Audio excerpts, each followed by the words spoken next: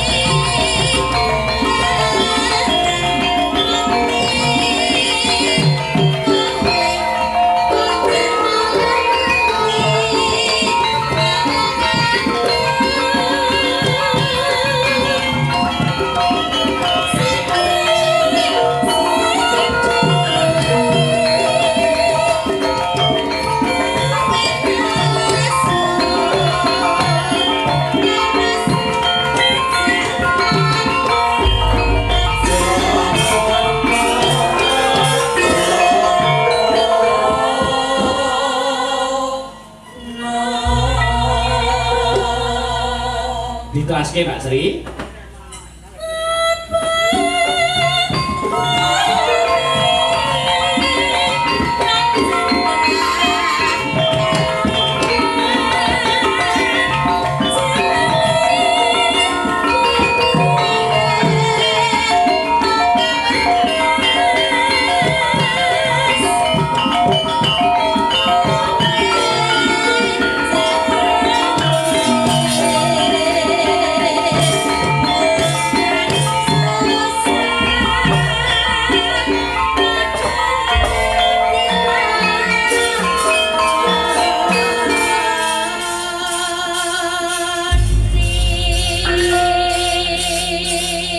Bunga susah padha dilakoni, Pak. Wah iya. Pasangan kuwi nek setia kaya ngono. Ora mung ngancani pas bunga etok ning kepara susahe ya gelem ngancani. Oh ngono. Heeh. Dadi Astabrata main bengi iki wis nggawa prasimbol dhewe-dhewe. Kok ngono? Sinden sak dalane gawe lurik. Lurik kuwi lumak kuwi sing kenteng aja lirak-lirik. Oh. Wis kaya aku ngene iki, Mas. Oh iya.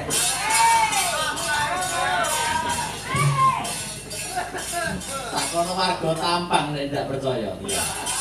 Kok tau tumon dalan akbar konangan demenan. Iya.